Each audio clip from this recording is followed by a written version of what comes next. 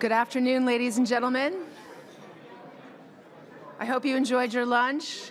We're ready to begin now. I would like you to join me in welcoming our webcast viewers, and I'd like to thank you all for joining us today for this important conversation. My name is Colleen Kennedy, the Executive Director of the Canadian Club of Toronto. Our club continues to offer a forum for leaders, thought leaders, and decision makers to share their ideas with us. We strive to represent not only a diversity of thoughts and perspectives, but of speakers as well. We offer access to engaging political business and public figures like today's speaker. Before I formally introduce him, here's a quick snapshot of some of our upcoming events. On Thursday, April 5th, we will host a dynamic panel celebrating Indigenous youth achievement. It will be a riveting event, and I hope to see you there.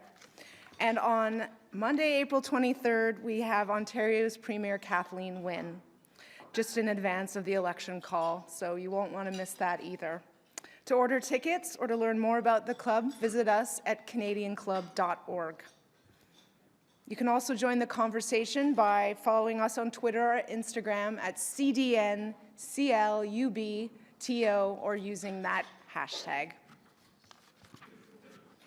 At this time, I would like to thank today's event sponsors, the United Brotherhood of Carpenters and Joiners of America, represented by Paul Daly, and First Golf, represented by David Jarofsky. We really appreciate your support.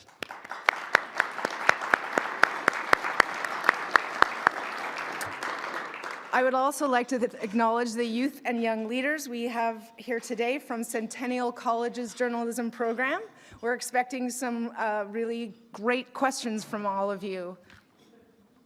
Thank you for being here. And now our guest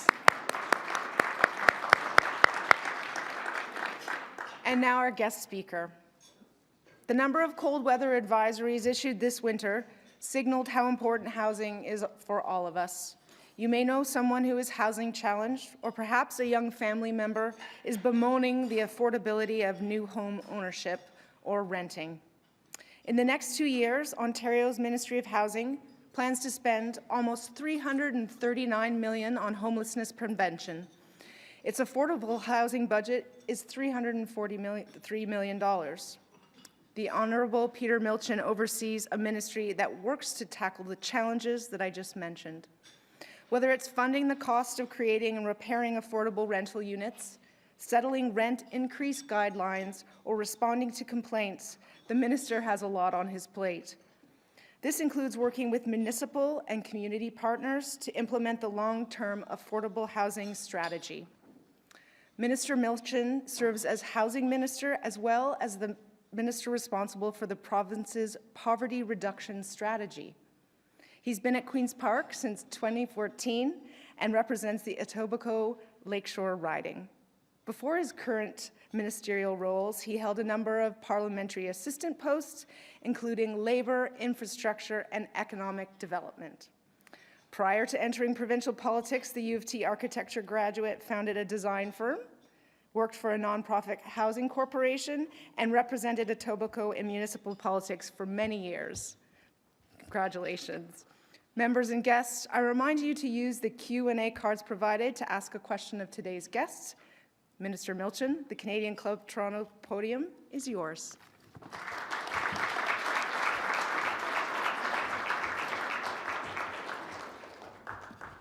So good afternoon, everybody. I hope you had a good lunch. I will try my very best not to spoil it for you, so you leave here in just as good spirits as you arrived. Thank you, Colleen, for the very kind introduction. Thank you to our sponsors today for support of this event and support of a lot of other important city building events throughout the city. As Colleen mentioned in my bio, I'm on the cusp of becoming, I guess, an angry old white man soon. Hopefully not the angry part. But I have been involved in housing and urban issues now for close to 30 years. So I have given it a great deal of thought, and my life's work essentially And so I think I've seen what we've been doing well. I know what we have yet failed to do, and I think I have some good insight on what we know will be successful if we do it in the future. And it's certainly a great privilege to be here as Minister of Housing and the Minister responsible for the Poverty Reduction Strategy. And I thank the Canadian Club for the opportunity to speak to you about the issues that I'm charged with dealing. It's a great tradition that you've honed over these many years, and as you move to new digs, I hope that this tradition is continuing. So I want to talk to you today about housing, affordable housing, stable housing, and housing that should be in reach for everyone. And we've taken action with the Fair Housing Plan, a series of measures to make life more affordable for both home buyers and renters. And I'd like to take you back to the not so distant past. It was the beginning of 2016. The housing market really started to heat up. And those who are hoping to buy a home, or even those who are looking to rent a home, the picture wasn't very rosy. Housing prices started to skyrocket, especially in the Greater Golden Horseshoe and Toronto and the GTA in particular. And these soaring prices fundamentally spoke about the economic strength of Ontario, the growing population of many of our communities. But nonetheless, the prices were rising far faster than the fundamental underlying demand was. These prices were creating a real barrier to entry to the housing market for far too many families. People were being priced out of the housing market, especially those who were trying to purchase their first home. To achieve their dream, they had to make difficult choices. Sometimes it was moving far away from family and friends and their workplace to a community that would be more affordable. It might mean renting much longer to try and catch up with what would inevitably be a chase to try and come up with that initial down payment. And of course with this also contributed to an already tight rental market becoming even tighter, and vacancy rates plummeted even further. And so what we then saw is with many tenants, with the very buoyant rental market out there, renters started to see some situations which had not been seen for a long time. They were facing skyrocketing rent increases from landlords in this very changing market. Now, of course, much of this was in the condo rental market, not the traditional rental market. So this wasn't a simple problem. There was a series of compounding effects, a mix of increasing demand, exploding speculation, limited supply, and lack of diverse new housing options and low new, rental vacancy rates. So we had to take some action because everyone in Ontario should have access to an affordable place to rest their head at night. It's very fundamental to each of us that we have a place to call home, a place to share with our family, a place to seek some refuge from daily life. But when faced with the choice of spending far too much on your mortgage, or far too much in your rent, or even just struggling to find any place to live in at all, it requires some government intervention. So in 2016, our government took one of its first steps. We recognized that first-time home buyers were really struggling to keep up with rising prices. So we doubled the land transfer tax rebate to eligible first-time home buyers from $2,000 to $4,000. We knew that this, although not a huge amount, was sending a signal to people that we do want them to participate in the housing market, and we will do what we can to make it somewhat easier. We followed up in 2017 with our Fair Housing Plan, a comprehensive package of 16 measures that is helping to make housing more affordable for Ontarians. It's a multifaceted strategy that addresses a number of issues surrounding rising housing costs. It was meant to bring greater stability to a real estate market which was spiraling out of control but we wanted to do it in a way that would continue to protect the investment that homeowners have already made. So the Fair Housing Plan addresses these broad action areas in a number of ways: housing demand, increasing the supply of housing, and protecting renters and home buyers. So on the demand side, we introduced a 15% non-resident speculation tax on home buyers who are not residents or citizens of Canada and on foreign corporations. The evidence to date suggests that that is helping to reduce investor speculation and helping to moderate price increases. We do know that this class of foreign buyers has diminished somewhat in the GTA. We're also working with the federal government to better understand and tackle speculative practices, such as the assignment of new home purchase agreements, which may contribute to tax avoidance and excessive foreign and domestic speculation in the housing market. That's also helping to address housing availability and affordability, because that means average people who just want to buy a home to live in may have greater access to those if they're not bought up in advance through brokers or other agents that are selling units in blocks. We also wanted to make sure that in this situation where there was such increased price spirals, that home buyers would be protected during their transaction of the real estate. So we introduced changes to Real Estate and Business Brokers Act to modernize the rules and address practices such as multiple representation. That's where the same real estate professional might represent both the buyer and the seller of a home. And I can tell you from my own experience of trying to buy a home in Toronto with my wife, we also participated in some bidding wars where we really kind of were left wondering, were there other bids? Who are those other bids from? So we wanted to make sure that we have a level playing field for everybody who's participating in trying to buy a home.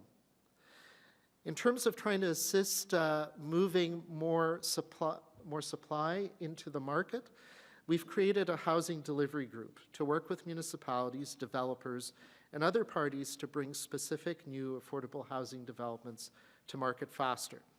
And this group aims to help individual projects overcome barriers in the approvals process at both the municipal and provincial level, as well as issues that are unique to each development site. Getting projects built faster will help more Ontario individuals, families, and seniors find the housing they need.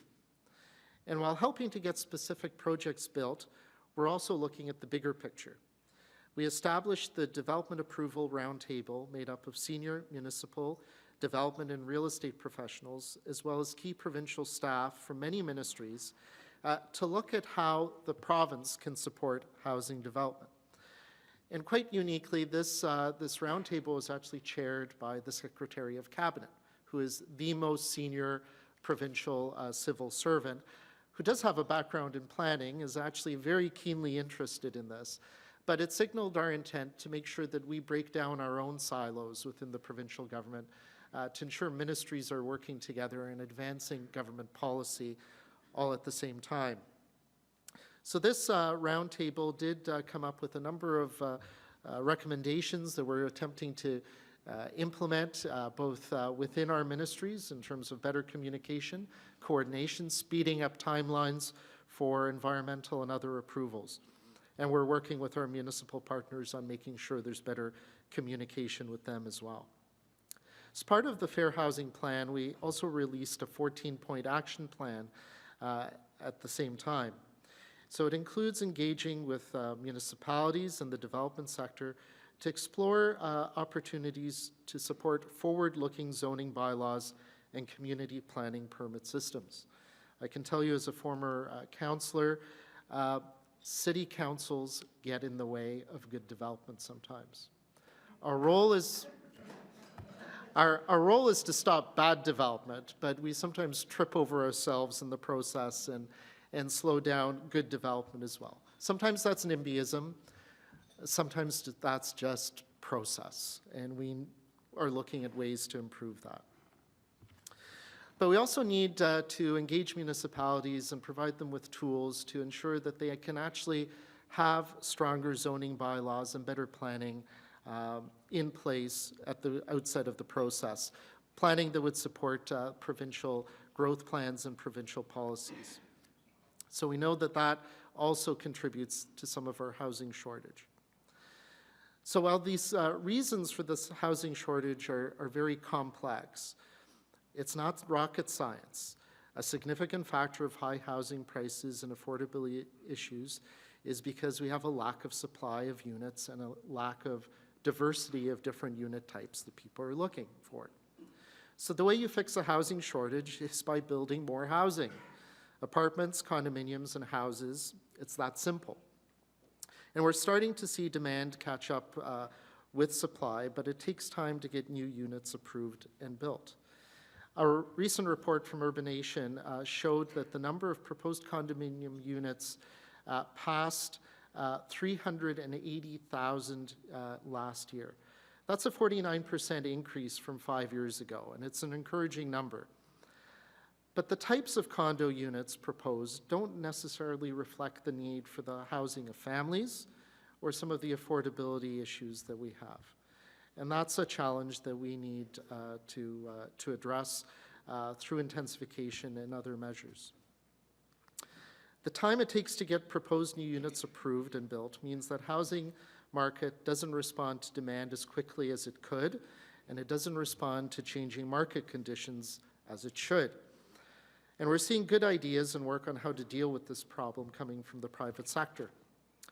I read with great interest the Toronto Region Board of Trade's Housing Policy Playbook, and I support the recommendations on improved zoning, faster approvals, and using surplus public lands for housing, including affordable housing. Their report emphasized that Toronto consistently ranks as one of the best places in the world to live and work, but that housing affordability for buyers and renters is one of our biggest challenges. So going forward, we need to look and implement ideas that increase the supply of housing for all. To encourage the development of more housing, we've created a housing delivery group to work with these municipalities. That is chaired by Paula Dill, somebody who has extraordinary experience in the public sector of getting things done. And I encourage any of you in the room that are in the business, when you get stuck, feel free to call upon her to help you break the log jam of different ministry approvals, municipal approvals, and other challenges that arise. We know that by helping to get these projects built faster, they will deliver the housing that we need. So we also, in terms of some of the issues that were raised by the Board of Trade, we brought them to the forefront in our Fair Housing Plan. We decided that it's high time to start releasing provincial surplus lands for housing, and especially to ensure that affordable housing is built.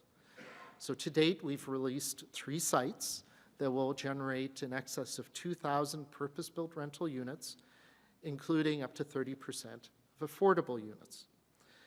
There will be a mix of housing, most for rent. There will be some units for sale as well. Some of the land is being sold. Some of it is being held by the province as long-term land leases. This will help build more homes for young professionals, seniors, individuals, and families. But moving forward, we have to continue to review provincial lands for sale. And I'm particularly interested in intensification around transit and transit corridors. And I call on all levels of government to systematically look at releasing their surplus public lands for more affordable housing.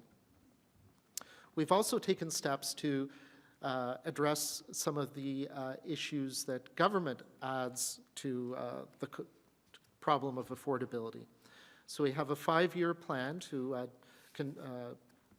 contribute up to $125 million for the rebate of development charges for purpose-built rental projects throughout the province. And I know there's a great deal of interest in that proposal. We've asked municipalities across the province to bring forward their interest in participating in that, and I hope to be able to announce very soon the allocation of those funds to different municipalities and regions. Over the next 5 years, we need to increase the number of purpose-built rental developments across the province, and certainly in the GTHA and some of our other key population centres. That's a very important part of the housing market. It's for many the entry point into the housing market, but it can increasingly also be a point in the housing market later on in life that could free up ownership homes for a younger generation to buy as our seniors age, and they could move on to good quality rental. So we will be working together with the Finance Department on further ideas that we could put in place to intensify the construction of rental housing across the province. But that being said, we also have to take care of our renters. We had to, through the Fair Housing Plan, increase protections for both tenants and landlords. Last month, I introduced a standard lease for all residential tenancies in the province. This is a plain language document in English and French, coupled with a guide in 21 languages to assist people in understanding their rights and obligations as a tenant.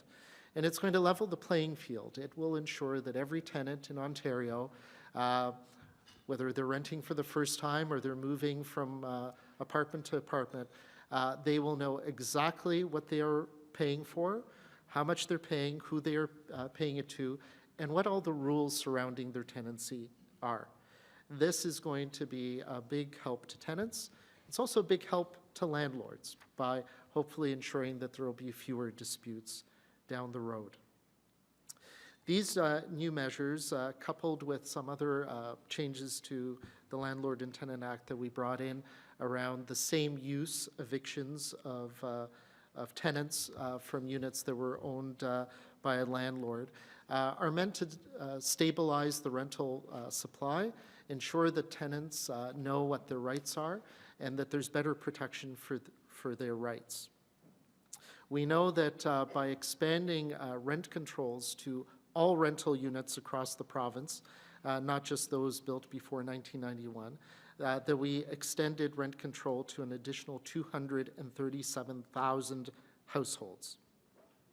And our annual rent increase guidelines are tied to inflation and other economic conditions. This year, that's 1.8%. But I know that wasn't necessarily the most popular position to take, both for the rental industry and for some of our opposition parties. But I have to say that I'm very concerned when I hear the Conservatives who have no housing or affordable housing policy in their rapidly shrinking platform, that they're continuing to talk about changing rent controls again. I don't see how that's going to help housing affordability. But I'm also very concerned with the New Democrats and their continuing calls to eliminate vacancy decontrol. That would also be very harmful to tenants and to landlords, and it would mean that the quality of our rental stock would only deteriorate. I think we've struck the right balance. So I know that rent control, while controversial to some, is a strong policy that does assist many Ontarians. The studies and the research have all borne that out. And what all of these measures come to is ensuring that we create more supply of housing, that we assist in the creation of a stronger diversity of different housing types and tenures, and that we try to do what we can in terms of controlling the affordability of housing for all Ontarians. So I know that our most recent data suggests that the Fair Housing Plan has begun to have some positive effect. The real estate market is stabilizing. Prices are not escalating beyond what we would normally have seen. Some of the frenzy that we saw with people desperate to buy something, buy anything, that has subsided. A more rational market is in place right now. So we know that year over year, we've had prices actually decrease somewhat, and that is a good thing for anybody trying to buy a home in the GTHA. Condo prices continue to increase, which is a signal of a very strong market and strong demand. But again, we need to encourage a bigger diversity of unit types to ensure that families also can find the housing they need in our communities across the GTHA and the province. We're going to continue to watch the market. We know that as it stabilizes, it will be easier for families and first-time home buyers to get into the market, but that doesn't mean that there isn't danger in the wind that we have to be aware of, and we have to ensure that our policies will adapt to changing market conditions. As a minister, before I was a minister, I introduced a private member's bill that many of you in this room might be aware of. It included some changes to how we do planning in this province and also called on the province to implement inclusionary zoning. And one of the first tasks that I had on my plate as Minister of Housing was to look at the inclusionary zoning and how we could structure a policy that would work for Ontario. So for those of you who perhaps aren't aware, inclusionary zoning is a tool that helps to increase the supply of affordable housing to low and moderate income families and individuals and helps create more integrated and inclusive communities.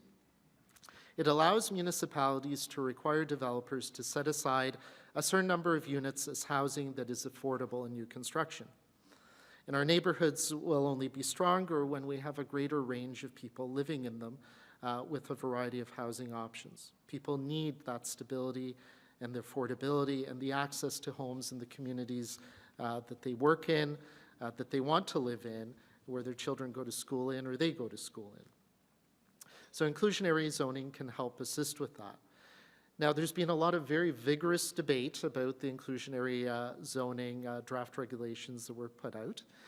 I've been listening very carefully to all the feedback that I've been getting. I've been personally meeting with municipalities, with stakeholder groups, with development industry representatives, because we want to create an inclusionary zoning framework for the province that will deliver on affordable housing, but do it in a way that is reasonable and rational and actually reflects real market conditions. So the options that we have before us are going to be finalized in the coming weeks. I'm sure all of you will be waiting with bated breath to find out where we're going, but I can tell you that we will put in place a framework that will provide some flexibility for municipalities, but with some strong direction on levels of affordability and what we believe is reasonable given current market conditions. So inclusionary zoning is just one of the aspects of what we're doing to encourage municipalities to help create more affordable units. Secondary suites, or in many cases basement apartments, are another important part of that overall affordable housing strategy. And municipalities must allow second units in detached, semi-detached row houses and ancillary structures. And we want to support municipalities that are amending their official plans to permit and encourage second units. But I think it's also coming to the point where we don't want any municipalities standing in the way of implementing that policy. We're also changing the building code to reduce construction costs for these secondary units in new homes. These secondary units in many communities are the best option for affordability. But that's not enough. We want municipalities to start being more creative and permissive with their zoning that would allow for a broader range of homes. That could be communal housing, could be rooming houses, tiny homes or micro lofts, laneway housing, or vertical stratification of existing homes. There are many ways that our communities could add affordable housing in gentle, less intensive, and affordable ways. And we're also using tax incentives to improve housing affordability for both landlords and tenants. We've frozen municipal property taxes on rental apartment buildings in communities where these taxes are too high. And we're making the property tax rate for new multi-residential apartment buildings the same as for all other types of residential property. That's just fair. That's what fair housing looks like. And we've also now partnered with the federal government to increase the supply of affordable housing in the province. Since 2011, with an investment of over $1 billion in the Investment in Affordable Housing program, we've created and repaired over 20,000 affordable housing units. On top of that, we've helped over 18,000 households with rental and down payment assistance. And this longer-term partnership is only going to be strengthened with the federal government's commitment to a national housing strategy. Ottawa heard the call of Ontario and communities across Ontario to preserve baseline funding for all of our existing social housing stock.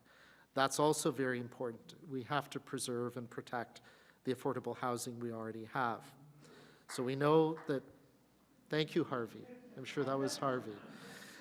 So we know that there was some concern that our existing affordable housing stock could become less affordable, and we've worked hard to make sure that would that would continue to be affordable. And of course, we've also invested $653 million, $343 million of that here in the City of Toronto to support the retrofit and repair of our existing social housing stock. We have all heard far too many stories about the state of disrepair of social housing. That's not acceptable.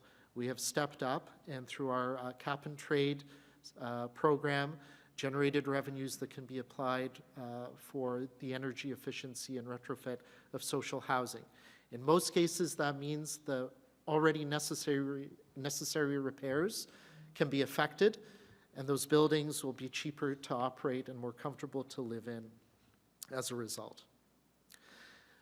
But there's one other issue around housing affordability that really is a heartbreaking one. And as Minister of Housing, it's something that I take very much to heart. And that's that there's far too many people experiencing homelessness in the city and in communities across the province. And I volunteer in my community in many ways, and I like to see what's happening. And I recently was at All Saints Kingsway Anglican Church at Prince Edward in Royal York, and Prince Edward and Bloor in my riding, and I helped out with the Out of the Cold program one evening. So while I was serving dinner to these ladies and gentlemen, one man introduced himself, he recognized me, said, "Hi, Peter," and he goes, "I remember your mother." So I said, "Well, how do you remember my mother?" "Well, I was her neighbor." And that really struck it home for me. So what is the distance traveled between living in a home in your community and then not having a home? It's perhaps not as great as we might think it is. And that's why it's extremely important that the people on our streets and in our shelters, that they're treated with respect and dignity. They are human beings, they're our friends, they're our neighbors. And we have to set ourselves ambitious goals to make sure that homelessness, chronic homelessness, is no longer a reality in this province. And that's what we've done.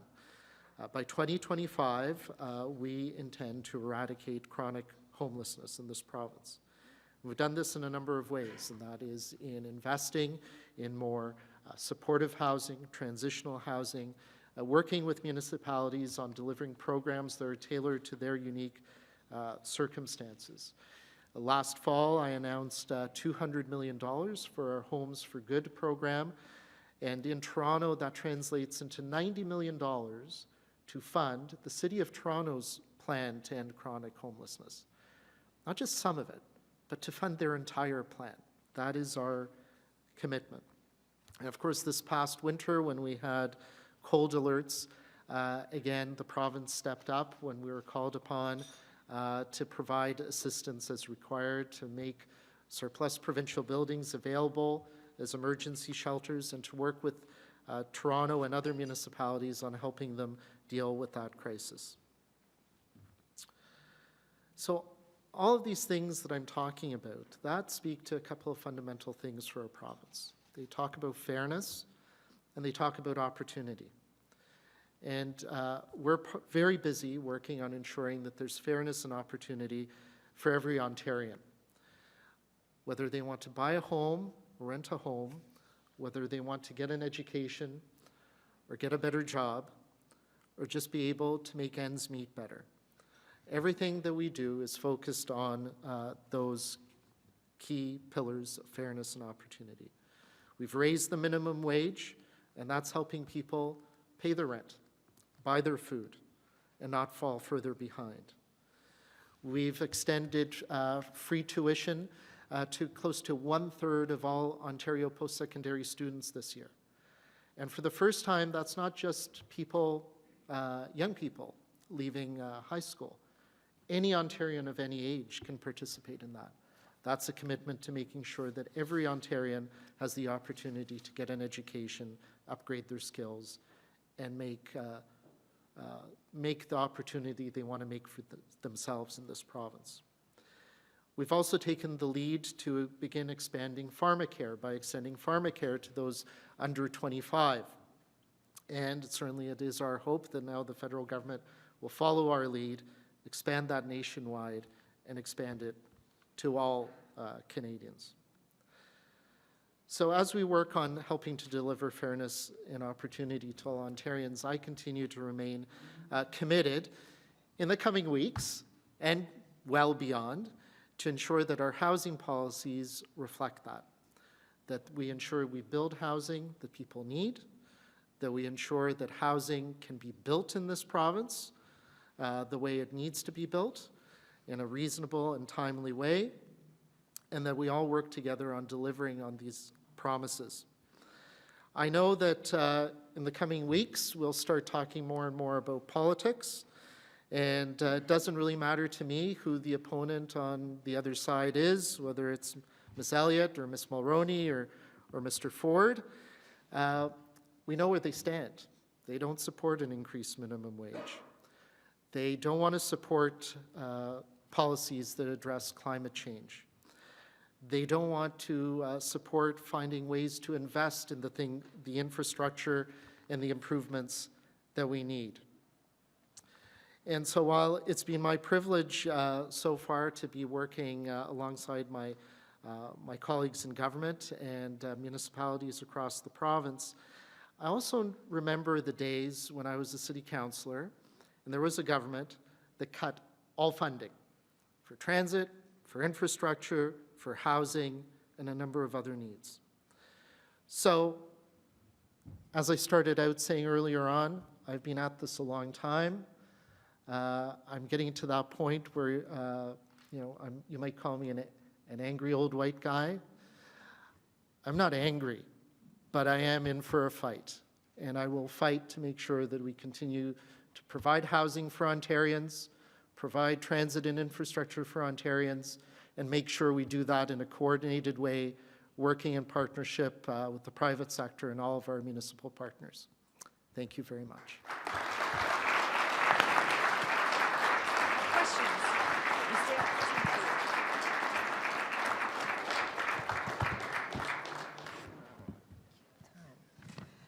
Thank you so much, Minister. I'll be honest, I think you're the first politician that hasn't mentioned the Leafs at the podium.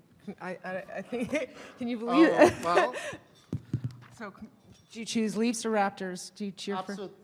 absolutely the Leafs. The Leafs. All right. This is the year for the Leafs. I'll let you, that's great. We don't have time for all your questions. Thank you all for sending them up. But I was going to start easy, but maybe I'll start a little harder.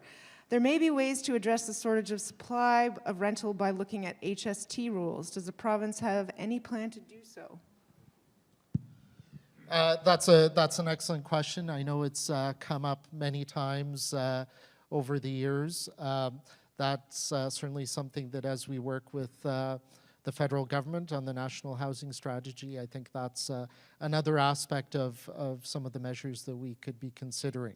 There's no immediate plan to address that, but I think it would be best addressed if the two levels of government did that together.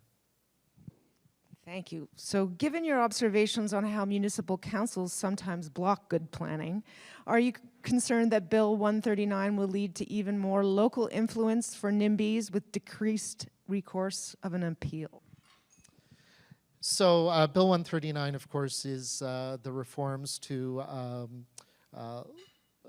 planning in Ontario and the appeal mechanism, the elimination of the Ontario Municipal Board, and its replacement with the Local Planning Appeal Tribunal.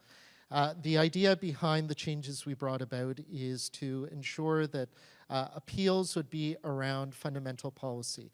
So municipalities' refusal to approve development that complies with its own official plan or with provincial policy, or an applicant who, notwithstanding the official plan and provincial policy, wants to do something that dramatically exceeds or changes that. So we think that what we have done, and the truth will be in the pudding once the local planning appeal is up and running shortly, we think we will actually speed up the process, that with a little bit more discipline, some of the speculative land ambitions of certain developers might be curtailed because they know that the appeals would be limited to something more reasonable. And I'm also hopeful that municipalities will also, with more power, have more discipline and actually do the right thing. In some of our policies, notably the inclusionary zoning framework, we actually want to incent municipalities that if they do upfront zoning, which is then, of course, harbored from appeal, that there's actually financial incentives for them to do that. It's a big culture change, but I do believe that we've done something that will bring a little bit more discipline to both sides of the equation. Okay, last question. So 5 years from now, what is in place and what does success look like for affordable housing in Ontario? So 5 years from now, we would have been building, hopefully, between 10 to 20,000 rental units each and every year, and that will be continuing. We will have ended chronic homelessness by having the right supports in place for people that we can transition them into a home and then help them stay there by making sure whether it's mental health or disability supports or other community supports that we can actually help sustain people in their homes.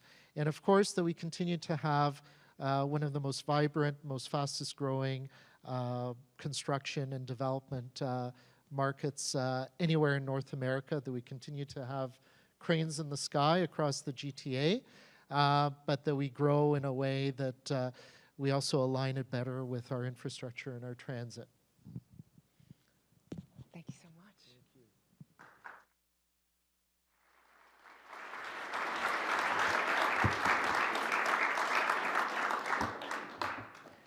Minister Milczyn, on behalf of the Canadian Club of Toronto, I would like to thank you for outlining your ministry's plan to make affordable housing a reality for all Ontarians. I hope to be here in 5 years and see all of your plans realized. Housing is essential for everyone. Too many people are adversely impacted by the growing pressures of trying to buy a home or afford their rent. We really appreciate the perspectives you offered on our current housing market and the trends and factors that are driving supply and demand. Your government's efforts to tackle homelessness is admirable. We know there are thousands of people waiting for anticipation for workable solutions for this challenge. Please accept our warmest wishes for continued success in your ministerial role and in the election. Before we conclude, I would like to thank VVC and MediaEvents.ca, Canada's online event space, for live streaming today's event. You're welcome to go into our website. You can watch it anytime or any of our past or future events online. To learn more about the club, canadianclub.org. Thank you all for joining us and have a wonderful day. We hope to see you soon.